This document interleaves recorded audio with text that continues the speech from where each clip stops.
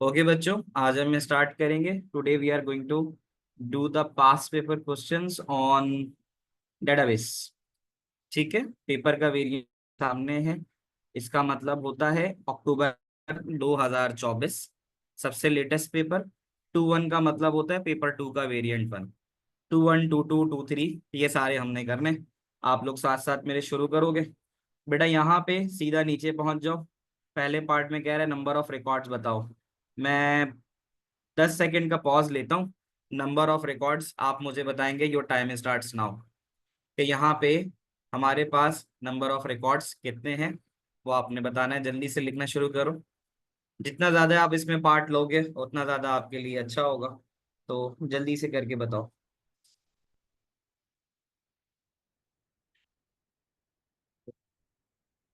इसके लिए तरीकेकार ये होता है कि जब भी हमें नंबर ऑफ रिकॉर्ड बताने होते हैं, रिकॉर्ड्स आर द रॉज, तो उसको हम क्या करते हैं, रिकॉर्ड्स यानी रॉज को काउंट करते हैं।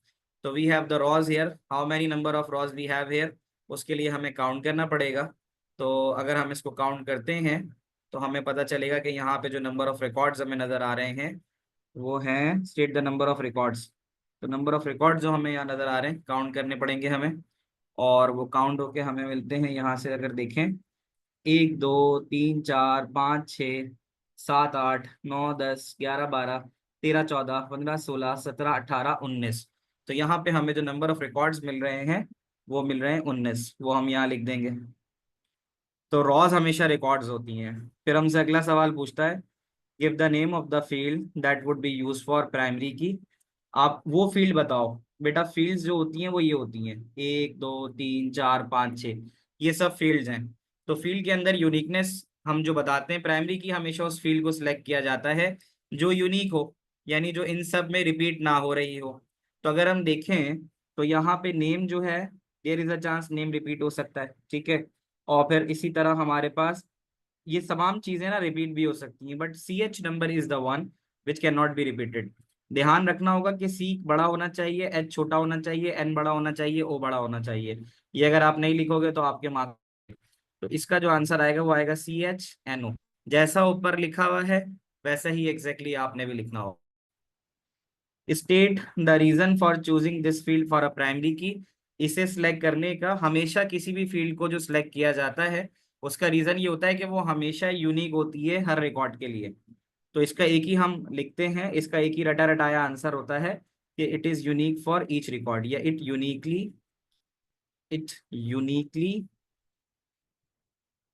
Uniquely identifies it uniquely identifies each record. तो ये तो हर दफा जब भी आपके पास सवाल आएगा आपको पता होगा कि इसमें यही जवाब लिखना है। आगे असल शुरू करते हैं। जो एसक्यूएल स्टेटमेंट हमने कल पढ़ी थी, write the output. Why did we do use name as a primary key. तुम ये कहना चाह रहे हो कि प्राइमरी की को हमने क्यों, नाम को प्राइमरी की क्यों नहीं लिया, ये कहना चाह रहे हो ना। यार देखो, भले ही यहाँ पे तुम्हें यहाँ देखो कि इन सब में से कोई भी चीज रिपीट नहीं हो रही, but still there is a chance के नाम जो है वो रिपीट हो सकता है। नाम के रिपीट होने के चांसेस हैं। तो हमेशा हम ऐसी की लेते हैं जिसमें यूनिकनेस नजर आए। अब देखो ये 1 से लेकर 8 तक यूनिक है, 12 15 16 17 19 21 22 23 27 30। तो ये सब की सब यूनिक है। नेम के अंदर ऐसा चांस हो सकता है, स्टिल इस एग्जाम्पल में नहीं है, लेकिन आगे जाके पास पेपर करोगे तो ऐसी बहुत सी एग्जाम्पल मिलेंगी जिसमें नाम जो है रिपीट हो सकता है, देयर इज अ चांस कि नाम रिपीट हो। इसलिए हम नाम को प्राइमरी की नहीं सिलेक्ट करेंगे। ठीक है, बाकी इसमें तो यस और नो बार बार आ रहा है, ये सिलेक्ट नहीं होगा। XYZ बार बार आ रहा है, ये सिलेक्ट नहीं होगा। हो सकता है तुम्हारे पास प्राइस पर केजी कहीं पे सेम आ जाए, 4.5 और 4.5, ये भी डुप्लीकेट आ रहा है, 4.5 4.5। वेट जो है केजी के हिसाब पे वो 20 आ रहा है, हो सकता है 20 यहाँ पे दोबारा कहीं रिपीट हो जाए। 20 ना भी हो तो ये 0 रिपीट हो रहे हैं। तो आपको हमेशा देखनी पड़ती है जिसके अंदर कोई भी डाटा रिपीट ना हो रहा हो। तो जहां पे ज्यादा चांसेस कम होते हैं रिपीट ना होने के, उसको हम प्राइमरी की लेते हैं। बच्चों बात समझ में आ रही है। तो असल आज हमारा जो फोकस है वो इस चीज के ऊपर है कि अब हम बताएंगे right the output from this SQL statement. लिखा हुआ है सिलेक्ट करो CH नंबर और वेट को। सिलेक्ट करो CH नंबर और वेट को फ्रॉम चीज स्टॉक। चीज स्टॉक यहाँ पे टेबल के बारे में बता रहा है, आप ऊपर जाके देख सकते हो। चीज स्टॉक टेबल का नाम होगा। कह रहा है टेबल में से सिर्फ और सिर्फ सीएच नंबर और वेट उठाओ जिसमें सप्लायर का कोड एबीसी है। क्या कह रहा है कि तुम सिलेक्ट करो सीएच नंबर और वेट, यानी ऊपर ये दो फील्ड्स उठाओ। ये जो देता है इसको फील्ड कहते हैं। तो कह रहा है ऊपर से ये दो फील्ड्स उठाओ जिसके अंदर सप्लायर का कोड एबीसी है, और टेबल का नाम चीज स्टॉक है। ऊपर जाके देख लो, टेबल का नाम ये रहा, चीज स्टॉक। चीज स्टॉक आ गया। उसमें से हमने क्या उठाना था, सीएच नंबर उठाना था। गौर से देखो, कह रहा है सिलेक्ट करो सीएच नंबर और वेट। सीएच नंबर और वेट, अब आपकी निगाह सीएच नंबर और वेट पे होनी चाहिए।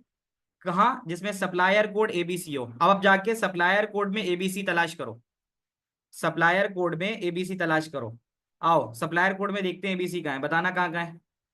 क्या जो मैं कर रहा हूँ आप लोगों को नजर आ रहा है? सप्लायर कोड में एबीसी, सप्लायर कोड में एबीसी सिवाय दो जगह के और कहीं नहीं है। क्या कहते हो बच्चों, सही है? सप्लायर कोड में इसके अलावा कहीं पे नहीं आ रहा। तो इससे हमें जो उठाना है वो उठाना है सीएच और वेट इन केजी। तो सीएच नंबर इसका 04 है, वेट इन केजी 0.0 है, और सीएच नंबर 05 है, और इसका वेट है 50.0। बेटा इसको अपने पास नोट डाउन कर लो, तुम्हें यही सी उतारना पड़ेगा। तुम्हें सीएच नंबर उतारना है, उसके आगे उसका वेट लिखना है, फिर सीएच नंबर उतारना है, उसके आगे उसका वेट लिखना है। यानी सिर्फ दो ही ऐसे सीएच नंबर हैं जिसका सप्लायर कोड एबीसी है। तो सीएच नंबर लिखना है और स्पेस देके उसका वेट लिखना है, क्योंकि नीचे उसने जो मांगा है वो हमसे सीएच नंबर मांगा है, सीएच नंबर मांगा है और वेट मांगा है। तो अब हम यहाँ पर लिखते हैं CH number we have is C H, और सी एच था 04। थोड़ा सा स्पेस देके उसका वेट इन केजी लिखेंगे जो कि 0.0 है। इसी तरह सी एच नंबर 05 था और उसका वेट आ रहा था 50.0। ऊपर से एक बार दोबारा देख लेते हैं, देख लो। सी एच नंबर 04, उसका वेट 0.00। सी एच नंबर 05, उसका वेट 50.0। ये मैंने यहाँ पे लिख दिया। बेटा सबको समझ में आया? हाँ लिख के बताओ मुझे, या ना लिख के बताओ मुझे। अंशरा पूछो बच्चे। Sir, I have a question that if it is written after select first weight kg and then ch number, so when writing the output, will we first write the weight and then the ch number? बहुत अच्छा सवाल है तुम्हारा, बिल्कुल you are absolutely right. हमें इसका sequence follow करना है, क्योंकि जब वो बोलेगा सेलेक्ट सी एच नंबर, तो इसका मतलब ये होगा कि पहले सी एच नंबर लिखो और फिर वेट। अब जैसे अंशरा का कहना है कि अगर लिखा होता सिलेक्ट वेट पहले होता और सी एच नंबर बाद में होता, तो पहले हम वेट लिखते फिर सी एच नंबर लिखते। बिल्कुल सही कहा अंशरा ने। ठीक है बेटा, अच्छा सवाल था, सबके लिए करामत होगा। तो आगे बढ़ जाएं बच्चों। ये तो हो गया एक हमारा एसक्यूएल स्टेटमेंट। इसके बाद है next, complete the SQL statement to display only the name of all the cheeses that are out of stock। Complete the SQL statement to display, display का मतलब होता है यानी आउटपुट पे आना चाहिए, name of all cheeses that are out of stock. अच्छा मुझे बताओ, सिलेक्ट के बाद सबसे पहले क्या लिखा जाता है? सिलेक्ट के बाद क्या लिखा जाता है? सिलेक्ट के बाद हमेशा फील्ड नाम, फील्ड का नाम लिखा जाता है, फील्ड नेम, है ना? फील्ड नेम लिखा जाता है। तो कहता है to display only the name, इसका मतलब है क्या ऊपर हमारे पास नेम की फील्ड है? यस, हमारे पास नेम की फील्ड है। तो कह रहा है only the name, only the name का मतलब है कि अब सिर्फ नाम के अलावा कुछ नहीं होगा। तो क्या मैं यहाँ पे सिलेक्ट के बाद नेम लिख दूं? सिलेक्ट के बाद फील्ड का नाम लिखा जाता है ना, तो फील्ड का नाम नेम है, मैंने नेम लिख दिया। ठीक है बच्चों। और फ्रॉम के बाद क्या लिखा जाता है हमेशा? फ्रॉम के बाद हमेशा क्या लिखा जाता है? फ्रॉम के बाद हमेशा टेबल का नाम लिखा जाता है। ऊपर जाके देखना टेबल का नाम क्या है, कोई बताएगा देख के टेबल का नाम क्या है?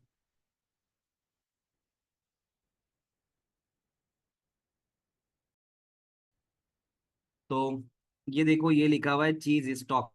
हमेशा टेबल का नाम ना वाले फॉन्ट के साथ लिखा हुआ होता है। तो चीज ऐसा लिखा हुआ है, एस कैपिटल है, एस कैपिटल ही आना चाहिए। अगर तुमने एस छोटा लिखा मार्क्स कटेंगे। तुम्हें एग्जैक्टली सी बड़ा लिखना है, एस बड़ा लिखना है, तो यहाँ पर आ जाओगे, इस जगह हमने पूरा वही लिखना है, CHEESE, चीज। उसके बाद एस बड़ा, TOCK, स्टॉक, ये लिख दिया। ठीक है।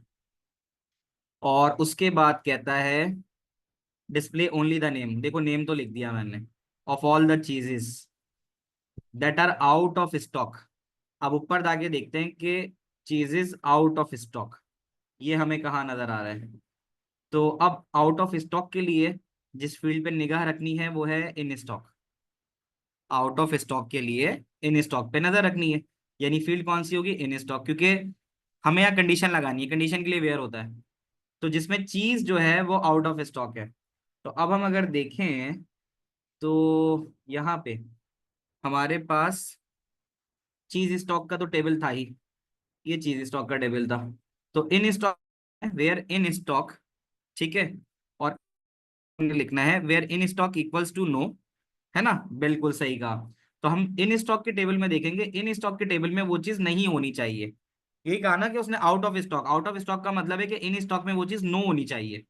समझे बात, आउट ऑफ स्टॉक का मतलब है कि उसमें यस नहीं होना चाहिए। तो अब हम क्या करेंगे, इन स्टॉक के टेबल में देख लेते हैं, इन बड़ा है, एस बड़ा है। तो अब हम यहाँ लिखेंगे वेयर, वेयर तो लिखा वही है।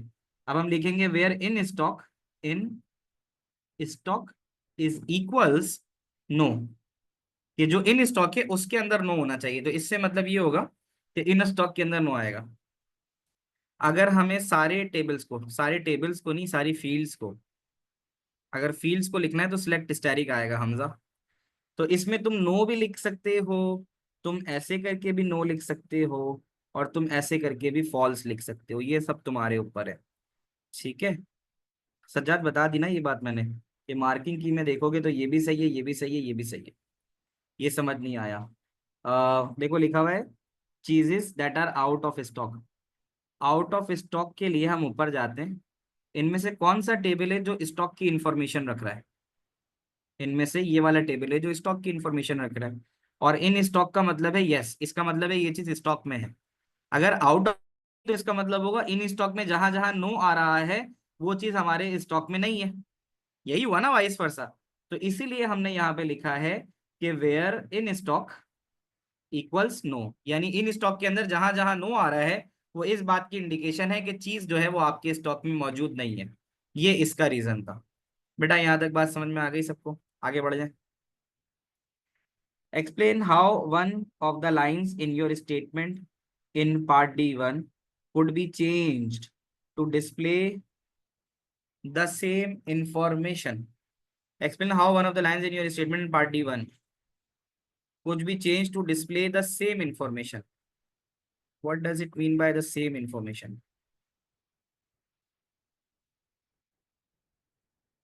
इसको सोचना पड़ेगा ना।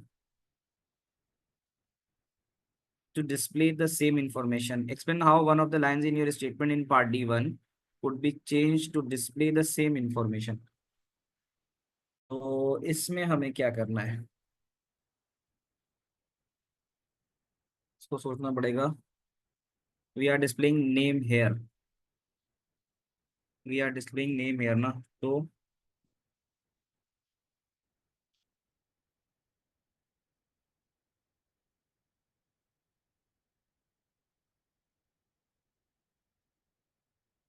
यूज टू डिस्प्ले, यानी सेम इंफॉर्मेशन का मतलब वो ये कहना चाहता है कि यही सेम इंफॉर्मेशन किसी और दूसरी स्टेटमेंट से कैसे आ सकती है ना। तो उसका तरीका ये हो सकता है, उसका तरीका ये हो सकता है कि इन स्टॉक में अगर आप गौर से जाओ, ये थोड़ा ना लॉजिकल सवाल पूछा है उसने। तो इसका तरीका ये हो सकता है कि मैं अगर बोलूं कि अगर तुम इन दो टेबल में गौर करो, थोड़ा सा मैं तुम्हें पॉज दे रहा हूँ, इन दोनों टेबल में गौर करो, तुम्हें एक हिंट दे रहा हूँ। इन दोनों टेबल को अगर देखो गौर से तो तुम्हें क्या चीज समझ में आती है। हाँ देखो कबीर ने पकड़ लिया ना, जहां जहां नो आ रहा है वहां वहां जीरो है, जहां जहां नो आ रहा है वहां पे वेट जीरो है। इसका मतलब कोई चीज स्टॉक में नहीं है, उसका वजन ही नहीं है। ऐसा ही है। मतलब वो कह रहा है कि सेम इंफॉर्मेशन आप दूसरे अंदाज से कैसे लिख सकते हो। सेम इंफॉर्मेशन यानी कि जो चीज स्टॉक में नहीं है उसको दूसरे अंदाज से कैसे लिख सकते हो, दूसरे अंदाज का मतलब दूसरी स्टेटमेंट में कैसे लिख सकते हो। तो बड़ा आसान तरीका है, हम ये लिख सकते हैं कि जिसमें वेट आपके पास जीरो आ रहा हो। हाँ देखो बच्चों ने बताना शुरू कर दिया कि जिसमें वेट हमारे पास जीरो आ रहा हो, हम वहां पर यानी ये सेम इंफॉर्मेशन स्टेटमेंट चेंज करके ऐसे लिख सकते हैं कि वेयर, 2 मार्क का लिख रहा है ना, तब आप यहाँ लिखोगे कि वेयर क्लॉज, हम इसको इस तरह से लिखेंगे कि वेयर क्लॉज, यानी इन स्टॉक में देख लो, नहीं तो वेट में देख लो, तो आप लिखोगे where clause can check either, where clause can check either in stock. ठीक है, या तो वो इन स्टॉक फील्ड यूज कर सकता है। ठीक है, और और द वेट, और वेट था केजी के अंदर, इस तरह से वेट केजी,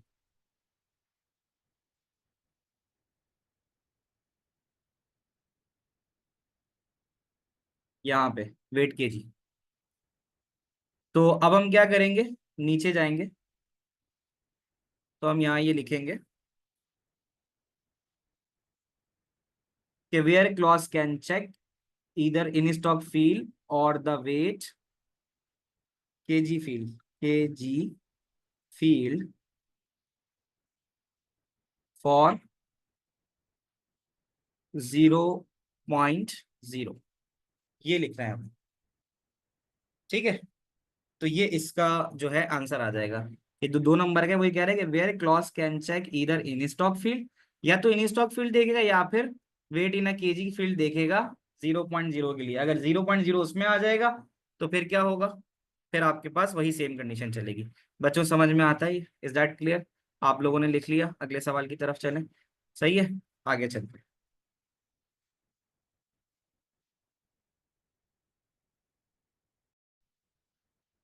अक्टूबर नवंबर का 22 वाला वेरिएंट हमने कल किया हुआ है पिछली क्लास में, तो अब हम 23 के ऊपर आ गए। 23 के ऊपर जब हम आएंगे तो यहाँ लिखा हुआ है building materials are sold in bags, वो सारी कहानियां छोड़ो अभी, डायरेक्ट ए के ऊपर आते हैं। ए पे क्या कह रहा है, right the output from the structured Curie language, select करो एम्प्टी नंबर और नेम, रेफरेंस ये रहा ना बेटा, अक्टूबर नवंबर 23, अक्टूबर नवंबर 23, 2024 का 23 है ये। ठीक है, तो वो कह रहा है कि आउटपुट क्या प्रोड्यूस होगा जब तुम एम्प्टी नंबर और नेम लिखोगे। एम्प्टी नंबर ये रहा और नेम है, ये तुम्हें दिखाना है। सिलेक्ट के बाद जो चीज होती है वो हमें दिखानी होती है। From build stock, build stock हमारे टेबल का नाम है। वेयर वेट किलोग्राम इज 75, तो आपने देखना है कि जिसमें जो वेट आ रहा है वो 75 होना चाहिए। तो ये एक नजर आ रहा है मुझे और एक ये नजर आ रहा है, क्या आपको भी वही नजर आ रहा है जो मुझे नजर आ रहा है? सही है, वही बोल रहा है। Order by price bag, order का मतलब है कि असेंडिंग और डिसेंडिंग लिखना है। ऑर्डर बाय प्राइस पर बैग, अब जरा तुम प्राइस पर बैग पे जरा देखो, प्राइस पर बैग 67 इधर आ रही है और 62.75 इधर आ रही है। ठीक है, तो ये हो गया। तो अब तुम गौर से देखो, इसने बोला ऑर्डर बाय, ऑर्डर बाय का मतलब होता है छोटा पहले बड़ा बाद में, समझ लो। देखो उसने बोला है कि वेट 75 होना चाहिए, हमने वेट के अंदर आके 75 देख लिया। उसके बाद कहता है ऑर्डर बाय प्राइस बैग, तो ऑर्डर बाय प्राइस बैग में हमारे पास ये दो चीजें आ रही हैं, उसमें से छोटी कौन सी है, ये वाली 62.75 वाली, तो पहले ये लिखा जाएगा। तो हमें जो शो कराना है वो कौन कराना है, एम्प्टी नंबर और नेम। तो 62.75 के सामने एम्प्टी नंबर है 12 और नेम है पेबल्स। एम्प्टी नंबर है 12, नेम है पेबल्स लार्ज। तुमने यहाँ पर क्या लिखना है, तुमने यहाँ पर लिखना है एम्प्टी 12, एम्प्टी 12 क्यों लिखना है, पहले एम्प्टी नंबर आ रहा है, उसके बाद नाम है, एम्प्टी 12 के बाद नाम क्या है, पेबल्स लार्ज, PEBBLESLARG,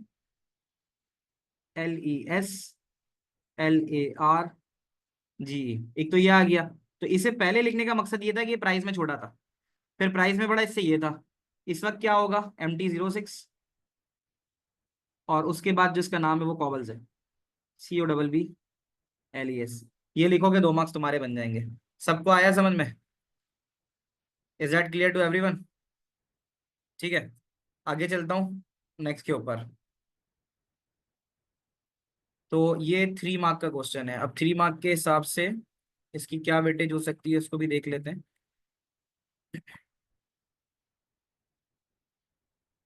ठीक है, तो इसमें इस तरह से है कि ये इसी तरह से लिख दिया जाएगा। आंसर इसका यही है। Complete the SQL statement to display,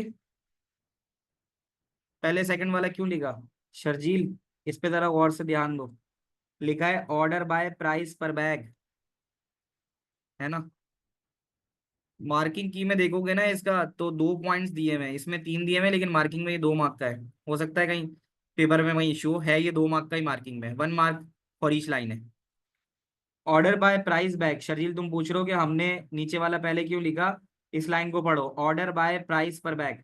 order by का मतलब होता है असेंडिंग ऑर्डर बाय डिफॉल्ट, तो प्राइस छोटा 62 है, बड़ा 67 है, इसलिए छोटा वाला 62 वाला पहले लिखा है और बड़ा वाला बाद में लिखा है। सही है। अच्छा, complete the SQL statement to display only the names.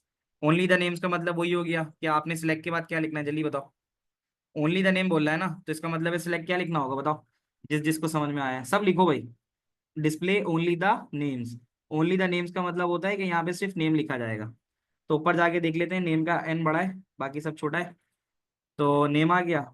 Name के बाद कहता है of all the material that are out of stock, that are out of stock. अब हमें जाके देखना पड़ेगा कि स्टॉक के लिए क्या है यहाँ पे, तो वो फील्ड, तो स्टॉक के लिए जो फील्ड है वो ये वाली है, in stock.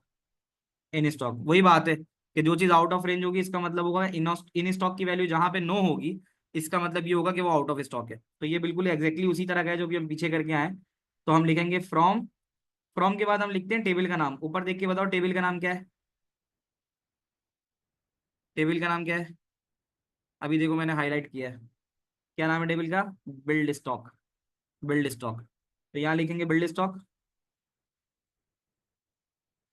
Build stock, STOCK। Where लिखा, वेयर के बाद नई उम्र। हम हमेशा फ्रॉम के बाद जो लिखते हैं, फ्रॉम के बाद हमें हमेशा टेबल का नाम लिखना होता है, और टेबल का नाम हमें हमेशा यहाँ मिलता है। तुम अभी देर से ज्वाइन किया तुमने, अभी पहले सवाल में यही बात तो बताई थी। तो ये हो गया, और वेयर के बाद कंडीशन लगानी है, तो वेयर के बाद जो लिखी जाती है कंडीशन लगाई जाती है। वो कह रहा है that are out of stock. Out of stock का मतलब है कि इन स्टॉक पे जहां भी नो होगा वो आउट ऑफ स्टॉक को इंडिकेट कर रहा है। तो अब हम लिखेंगे in stock, where in stock, where in stock equals no. सही है। तो बस ये हो जाएगा। तो इसका जवाब ये हो गया। अब नीचे आ जाते हैं। अच्छा, ये पिछले वाले सवाल की तरह है, बस वैल्यूज चेंज है, क्योंकि वेरिएंट चेंज है ना, तो थोड़ा सा वेरिएंट के लिए उसने वैल्यू चेंज कर दी। वहां पे भी यही बात कह रहा है कि statement using a different field could be use to display same information. Same information के लिए क्या करना है, ऊपर देख लो। यहाँ पे भी वही कहानी होगी कि जहां पे इन स्टॉक लिखा हुआ है नो, वहां पे नंबर ऑफ बैग 0 है। जहां नो है वहां पे नंबर ऑफ बैग्स 0 है। तो बस छोटा सा काम करना है, देखो गौर से देखो ना, जहां भी इन स्टॉक में नो है वहां नंबर ऑफ बैग 0 है। तो तुम वही चीज लिखो पीछे वाली, कि यहाँ पर क्या होगा कि नंबर ऑफ बैग्स जो हैं जहाँ 0 होंगे, तो हम उसको यहाँ पे कंडीशन में इंक्लूड कर लेंगे। तो अब हम यहाँ लिखेंगे कि where clause where clause can where clause can check the in stock. ठीक है। फील्ड एक तो ये था कि उसने कहा था वेयर स्टॉक से हम पता कर रहे थे। ठीक है। और वेयर क्लॉज, 2 मार्क का ये। और वेयर क्लॉज की दूसरा पॉइंट है, वेयर क्लॉज कैन चेक, कौन सी फील्ड चेक करेगा, can check the number bags field, number bags वाली। ठीक है ना, number bags for 0, can check number bags for 0। बच्चों आ रहे हैं समझ में। ठीक है। तो ये तुम्हारे पास, तुम समझ लो हंसते खेलते तुम्हारा 10% पेपर निकल रहा है। 3 और 3 6 और 2 8 मार्क तुम्हें नजर आ रहे हैं। 7.5 मार्क पे 10% होता है। फ्री के मार्क्स हैं एग्जैक्टली, लॉजिक गेट। और ये अगर कर लो 20% पेपर निकल जाता है तुम्हारा। ये फ्री के मार्क्स हैं literally. Till what year we में प्रैक्टिस द पास पेपर। मैंने तुम लोगों को जो ये दी है ना, ये जो सॉफ्ट कॉपी दी है, ठीक है, ये कंफर्म आता है। इस सॉफ्ट कॉपी में तुम्हारे पास तकरीबन 24 के ना, 2024 के मैंने दिए हैं मार्च, 3 3 6 और एक 7, 2024 के 7 पेपर हैं, ठीक है। और 2023 के तकरीबन ज्यादा थे, 2023 में 3 स्पेसिमेन थे, और 1 मार्च का था 4 और 6 10, 10 वो और प्लस 7 ये, 17 पेपर कर लोगे ना, 17 पेपर, तो तुम्हारा एक कहीं नहीं जाता, ये पक्के होने चाहिए। और इसकी बॉटम लाइन डेट तुम्हारे पास होनी चाहिए अप्रैल, तुम मई में भी नहीं जाओगे इसको करने के लिए, तुमने अप्रैल में तैयारी करनी है, ठीक है। ये है। सॉफ्ट कॉपी कहाँ दी है? ग्रुप पे दी है, मैं भी दोबारा भी भेज दूंगा, ग्रुप पे डाली हुई है, ठीक है। तो ये चीज तो हो गई। आगे जाते हैं अगले सवाल पे। ये समझ लो 3 सवाल हो गए। 3 सवाल क्यों हो गए? क्योंकि मैंने 2 2 वाला लास्ट क्लास में करा दिया था। देखो ये 2024 का 23 का वेरिएंट है, तुम्हें नजर आ रहा होगा, ये 23 का वेरिएंट है, सही है। इसके बाद मैंने जो भी स्किप किया है वो मैंने कल करा दिया था, वो 2022 का वेरिएंट था, वो भी देख लो। तो हमारे 3 सवाल तो ये हो गए, बाकी 3 और करा रहा हूँ अभी, और वो 24 के कराऊंगा तो बिल्कुल लेटेस्ट लेटेस्ट पास्ट पेपर्स भी हमारे सॉल्व हो गए। देखो ये याद करो, ठीक है, कि ये जो है हमारे, ये वाला कल वाला है हमारा, ये मैंने कल कराया था। और ये देख सकते हो ये 2024 का 2 2 था, ये कल के लेक्चर में मिल जाएगा। आईजीसीएसई और सीएस का पेपर जो है ना, सिर्फ कोड का फर्क होता है, दोनों सेम होते हैं, सही है। तो ये और ये तुम्हें मिल जाएगा, और ये तुम्हें, ये मैंने कल ही करा दिया था पूरा, सही है। ये हो गया। और उसके बाद जो है अभी हमने इसका 2 1 किया था, तो हमारे 3 सवाल तो ये हो गए। अब मैं मई जून 2024 पे आऊंगा, मार्च पे आऊंगा, तो हमारे इसके पेपर पूरे हो जाएंगे। फिर अगली में तुम्हारी लॉजिक, ये देखो ये वाला भी हमने किया, तो 3 तो ये हो गए, ठीक है। अब हम अगले पे आते हैं। आए बच्चों, शुरू करते हैं। फरवरी मार्च का पेपर, फरवरी मार्च 2024 का पेपर है ये। इसके अंदर क्या करना है, ये फरवरी मार्च 2024 का पेपर है। और फिर हम शुरू करते हैं यहाँ पे। ये रहा स्टोरेज यूनिट रेंडल, इसको छोड़ो, टेबल देख लेते हैं। टेबल ये है, सब कुछ छोड़ के हम देखते हैं। Give the name of the field that would be use for the primary की। देख के बताओ कि यहाँ पर कौन सी जो है वो की एज अ प्राइमरी के तौर पे इस्तेमाल हो सकती है। ये तुम्हें सारी वो दी हुई है fields. Size of the mat, size in metres, position, और hoist available for transfer, price, और storage ID, the code to identify each storage unit. तो तुम्हें क्या लगता है कौन सी वाली यहाँ पे इस्तेमाल होगी?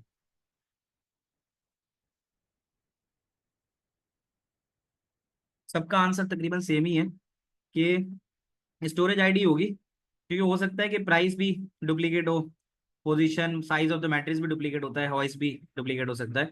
तो हम यहाँ पे स्टोरेज आईडी को एज अ प्राइमरी की लेंगे, storage ID. State the reason for choosing this field of primary key, ये रिपीटेड सवाल है, बार बार नहीं करना, यहाँ पे यही लिखना पड़ता है कि it is unique for each record and has no repeated attribute, ये पक्का रट्टा मार लेना। Complete the table to identify the most appropriate data type. Size in a matrix की बात कर रहा है, साइज इन स्क्वायर मीटर। तो किसी भी चीज का जो साइज देगा तो वो इन मीटर देगा। तो साइज के लिए हम क्या इस्तेमाल करते हैं, डेटा टाइप से तुम लोगों को पता ही है। तो यहाँ पर क्या हो सकती है, सलार ने बताया कि इंटीजर। क्या सब सलार की बात से एग्री करते हैं? Integer size. देखो अगर ये रियल होता ना, रियल अगर होगा ना, तो रियल में ना कहीं वो एग्जाम्पल के तौर पे डेसिमल देगा। तो the better and best to use is the integer. Size in square metre जो होता है वो इसमें कहीं मेंशन है, size in square metre. A storage unit rental company certain requires table for the storage units. The table is and needs to store the details. Size in square metre, चलो just keep for a safe side हम यहाँ पे real या integer में से कुछ भी डाल देंगे, तो वो सही होगा, साइज इन स्क्वायर मीटर। तो हम यहाँ रियल या इंटीजर में से कुछ भी डाल देंगे, दैट इज करेक्ट। पोजीशन कह रहे हैं, पोजीशन में फर्स्ट सेकंड थर्ड और फोर्थ लिखा हुआ आ रहा है, तो फर्स्ट सेकंड थर्ड और फोर्थ टेक्स्ट होगा, FIRST, ये देखो ना, फर्स्ट सेकंड थर्ड फोर्थ, तो ये इंटीजर नहीं है ना, पोजीशन की एग्जांपल दे रहा है। First, FIRST, first second third, better to write is position, ठीक है। और ये इसमें लिख सकते हो। और इसके बाद कह रहा है hoist, whether there is a hoist available. अब वेदर का जब लफ्ज इस्तेमाल हो जाए तो इसका मतलब होता है बुलियन, क्योंकि वो अवेलेबल है या नहीं है, क्योंकि उसमें दो ही चीजें हैं कि अवेलेबल है या नहीं है। तो वो कह रहा है ना कि whether there is host, is a host available, तो अवेलेबल का मतलब है कि फिर यहाँ पर हम बुलियन लगाते हैं कि वो अवेलेबल है या नहीं है। तो the best to write here is the boolean. और स्टोरेज आईडी कह रहा है द कोड टू आइडेंटिफाई, तो ये तो सिंपल सिंपल हमारे पास नहीं, 4 नहीं हो सकता, 4 सिंगल कैरेक्टर होता है। यहाँ पर हम टेक्स्ट की अल्फा न्यूमेरिक लिख सकते हैं। बेटर टू राइट S123 लिखा हुआ है तो हम अल्फा न्यूमेरिक लिख सकते हैं, अल्फा न्यूमेरिक। सही है, तो ये वाला हो गया, ये भी हो गया। Complete the SQL query language to display only the storage code. Number 1, storage code दिखाओ, प्राइस दिखाओ, एंड साइज दिखाओ, यानी 3 चीजें बोल रहा है ये, गौर से देखना। To display only the storage code, number 1, तो तुम स्टोरेज कोड दिखाओगे, ठीक है, जिसको स्टोरेज आईडी बोलते हैं, प्राइस दिखाओगे और साइज दिखाओगे। ये, तो ये जैसी लिखी हुई है ना फील्ड्स, बिल्कुल वैसी ही लिखनी है। स्टोरेज आईडी यहाँ पे स्टोरेज के लिए इस्तेमाल हुई है, तो स्टोरेज आईडी लिखना, कॉमा, प्राइस बोल रहा है, प्राइस क्या लिखा हुआ है, प्राइस मंथ के नाम से पूरा लिखना है, तो पूरा तुम्हें प्राइस मंथ लिखना पड़ेगा यहाँ पे, प्राइस मंथ, ये हो गया। और तीसरा उसने बोला है साइज, साइज के लिए जो तुम्हारे पास दिया है वो दिया है साइज इन मीटर, तो यहाँ पे मैं पूरा लिखूंगा SIZE साइज, और MET, स्पेलिंग की गलती मत करना, नंबर कटेगा अगर तुमने METER लिख दिया तो गलत होगा। तो स्क्वायर इन मीटर METRES जैसा था वैसे ही मैंने लिख दिया, ये बात आ गई। अच्छा, फ्रॉम के बाद हमेशा क्या लिखा जाता है, बार बार बता रहा हूँ, फ्रॉम के बाद हमेशा लिखा जाता है टेबल का नाम। What is the name of the table, storage units, हाँ स्टोरेज यूनिट्स। तो हम यहाँ पूरा लिखेंगे STORAGE, storage, UNITS, storage unit हो गया। वेयर के बाद कंडीशन लगाई जाती है, तो वेयर की कंडीशन में क्या बोल रहा है, square metre for all the storage units where there is a host available, where there is a host available, तो अवेलेबल का मतलब ये होता है कि होस्ट इक्वल्स यस, क्योंकि उसके लिए हमने बूलियन इस्तेमाल किया था। सो वेयर, अब हम लिखेंगे the value for the host HOIST equals yes. तो अब इसको तुम यस लिखो, ट्रू लिखो, सिंगल कोटेशन लिखो, डबल कोटेशन लिखो, सब एक्सेप्टेबल। क्या कहते हो, इज दैट क्लियर, ये सवाल समझ में आता है। अब मैं तुम्हारे से सवाल कर रहा हूँ ना, तो ये तुम समझ लो कि टोटल टोटल सवाल 6 मिनट में हुआ है ये वाला, ठीक है। तो 5 मिनट 6 मिनट इतना इस सवाल का टाइम ड्यूरेशन होता है। अरमीन सवाल पूछ लो पहले तुम। Assalamu alaikum, sir. वालेकुम अस्सलाम। Sir, the marking scheme said true and you just wrote yes, so will it be acceptable? हाँ हाँ, बूलियन है ना, वो तुम बाकी भी मार्किंग की देखोगे तो उसमें यस लिखा हुआ भी मिलेगा, ट्रू भी मिलेगा, और क्या मिलता है, वाई भी होता है, तो ये भी सही है। And sir, will we add a semicolon semi after? Colon तो लगेगा, हाँ हाँ सेमी कॉलन तो लगेगा, सेमी कॉलन यहाँ लगेगा। सेमी कॉलन लगाओगे नहीं ना, क्योंकि ये लगा हुआ है यहाँ पे, मैंने Okay, sir. हाईलाइट किया हुआ है यहाँ पे। नहीं होगा तो Okay. लगा लेना, ऐसा एक सवाल कहीं पास पेपर में था कि वो पूछ रहा था कि हाँ भाई कहीं गलती तो नहीं है इसके अंदर, तो ये है, ठीक है। Okay. तो ये है Thank you. बूलियन, देखो बूलियन कोई चीज है ना, तो आप देखो बूलियन में आपके पास दो ही चीजें होती हैं, इधर यस नो, इधर ट्रू फॉल्स, है ना, तो आप इसमें से कोई भी लगा सकते हो। यानी अगर मैं यहाँ पे स्लैश डालूं तो मैं यहाँ पे ट्रू भी लिख सकता हूँ, लेकिन कोई एक चीज लिखनी होगी। आगे बढ़ते हैं बेटा अगले सवाल पे। आ जाओ बच्चों, ये है हमारा मई जून 2024 का 2-1, ठीक है, ये हो जाएगा। और इसके बाद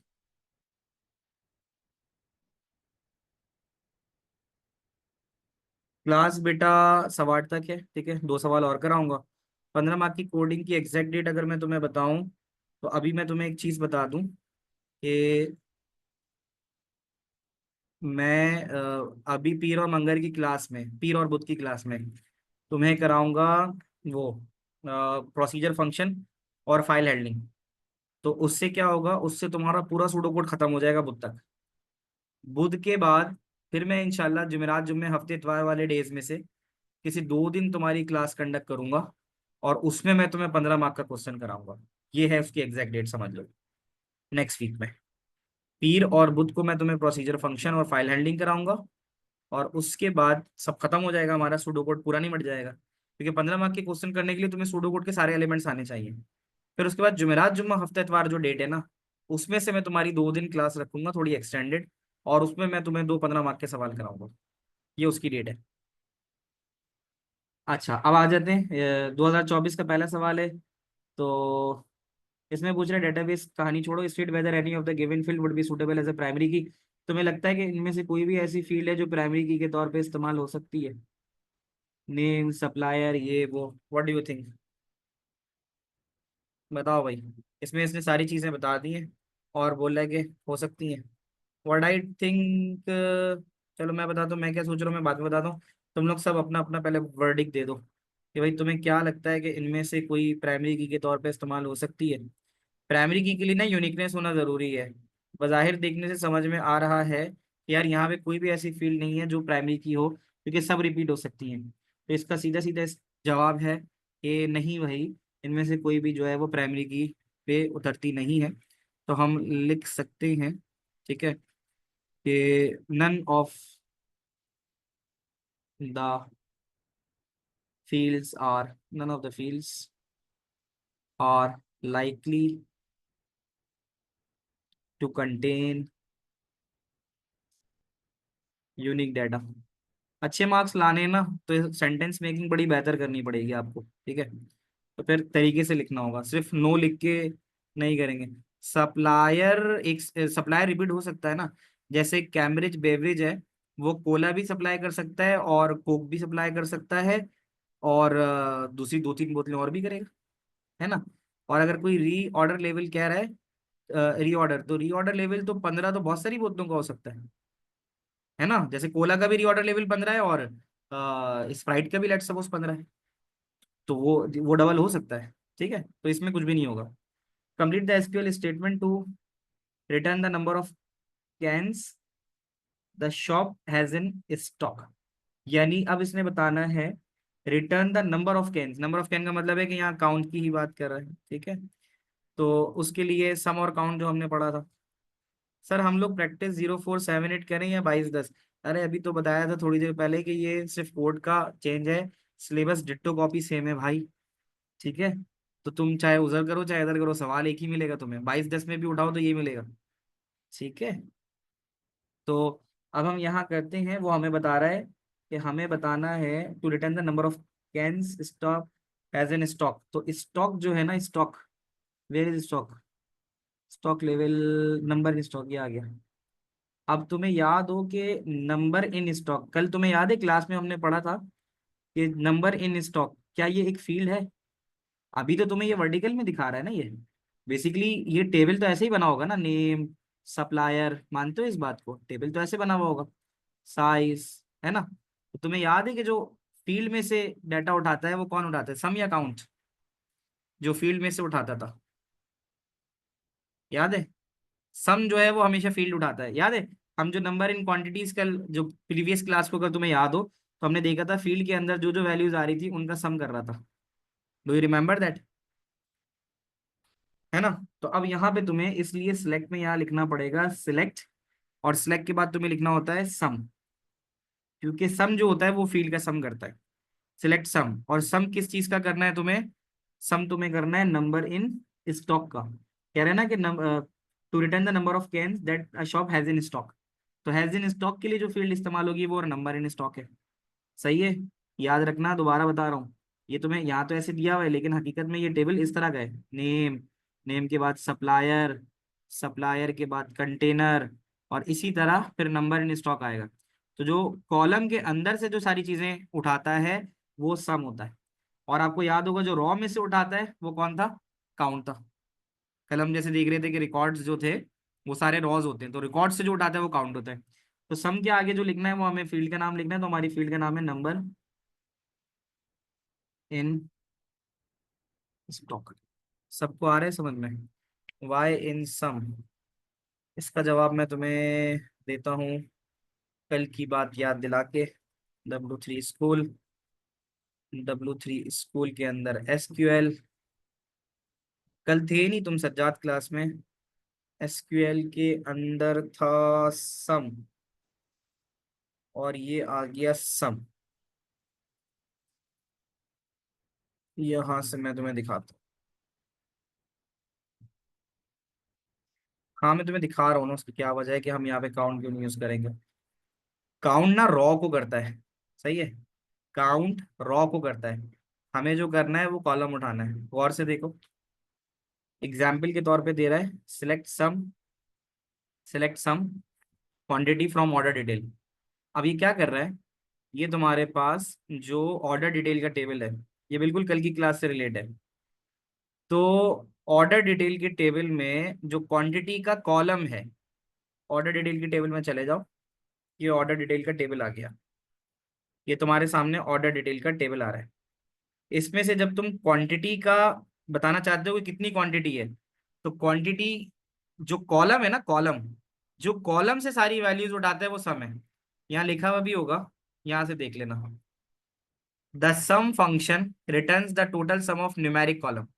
अब बात क्या समझ में आएगी, कि जो सम होता है वो न्यूमेरिक कॉलम उठाता है, और जो काउंट है काउंट है काउंट उठाता है रॉ। सही है, तो ये ध्यान में बिठा लोगे ना कि जो सम है वो उठाता है कॉलम, और ये जो है काउंट, ये उठाता है रॉ। अब जैसे प्रोडक्ट का टेबल था, प्रोडक्ट के टेबल में ये एक प्रोडक्ट का टेबल है, प्रोडक्ट का टेबल ये आ रहा है, और प्रोडक्ट के टेबल में राइट साइड पे 77 नजर आ रहा होगा तुम्हें, कि टोटल 77 वैल्यूज हैं। अब अगर तुम यहाँ पे काउंट का चलाना चाहते हो, तब जब तुम काउंट में जाओगे तो लिखा हुआ है सिलेक्ट काउंट स्टैटिक। स्टैटिक का मतलब होता है ऑल। तो ये कह रहा है कि तमाम रॉस काउंट करके लाओ। तो अब जब रन करेंगे तो ये 77 रिटर्न करेगा, 77 रिटर्न करेगा। इसका मतलब है कि इसने जितनी भी रॉस थी, जितनी भी रॉस थी, रॉस से मुराद ये ये एक रॉ है, तो ये इसको काउंट करेगा, इसको ये एक काउंट करेगा एक, फिर इसको ये काउंट करेगा दो, है ना, फिर इसको काउंट करेगा तीन। आई गेस इस एग्जाम्पल से तुम्हें बेहतर समझ में आया होगा। तो जो चीज रॉ को काउंट कर रही, जो रॉ को उठा रही है वो काउंट है, और जो आपके पास कॉलम को ले रही है, एक दो, वर्टिकल जो जा रही है, वो हमारे पास होता है सम। अब आया समझ में। So sum is taken the columns, the sum returns the sum of numeric column. तो सम कॉलम लेता है और रॉ रिकॉर्ड लेती है। बच्चे आया समझ में, आ गया समझ में। हाउ वुड यू नो, जब तुमसे कॉलम ले ले तो सम है, जब रॉ ले ले तो काउंट है। अच्छा ये तो हो गया। अब उसके बाद क्या है, फ्रॉम के बाद तो तुम्हें पता है टेबल का नाम लिखना होता है। फ्रॉम के बाद चलते हैं, टेबल का नाम है सॉफ्ट ड्रिंक। तो जैसा लिखा हुआ है सॉफ्ट ड्रिंक वैसे लिखते हैं, SOFTDRINK। अगर एस लगाए तो एस भी लगेगा। आ गया, सॉफ्ट ड्रिंक आ गया। उसके बाद कंडीशन लगानी है, उसने कंडीशन बोला है return the number of cans. तो कितने नंबर ऑफ केन्स जो है वो रिटर्न कर रहा है। तो वेयर के बाद हम वही वाली बात लगाएंगे कि हम जो कैन हमें पता चल रहा है वो किसके जरिए पता चल रहा है, वो पता चल रहा है हमें कंटेनर के जरिए, है ना। फील्ड का नाम क्या है, कंटेनर। तो हम बोलेंगे वेयर कंटेनर इक्वल्स कैन। तो अब यहाँ पे लिखते हैं वेयर कंटेनर, ठीक है, ये हो गया, और इक्वल्स CAN कैन। तो ये हो जाएगा। सर सिर्फ सम या काउंट में से होगी तो कोई वैल्यू चूज नहीं कर सकते ना सर, सर सिर्फ सम या काउंट में से होगी और तो कोई वैल्यू चूज नहीं कर सकते ना। हाँ, यानी सम के बाद, जिस सम का मतलब है सम के बाद फील्ड का नाम लिखना है जिस फील्ड का इस्तेमाल करना है, और काउंट के लिए और रॉ का इस्तेमाल करना है। बेटा कितने बच्चों को समझ में आई है बताओ, यहाँ तक समझ में आ गया, समझ में आ गया, ठीक है। हाँ, बाकी बच्चों की क्लास है तो इसको यहीं तक रखते हैं, फिर अगली क्लास जो शुरू करूंगा ना तो उसके अंदर जो 2 क्वेश्चन रह गए हैं वो छोटे से वो उसी वक्त करवा दूंगा। तो हमारा ना 2024 वाला पार्ट पूरा निपट जाएगा, ठीक है। अभी हफ्ते को इंशाल्लाह मिलो, हफ्ते को चैप्टर नंबर 6 निपटाएंगे, चैप्टर 6 खत्म करेंगे। ठीक है, टेक केयर, अल्लाह हाफिज। जिसका सवाल है वो रुक जाओ, उसको कन्फ्यूजन क्लियर कर देता हूँ। बाकी जा सकते हो, मिलते हैं इंशाल्लाह अगली क्लास में। अल्लाह हाफिज।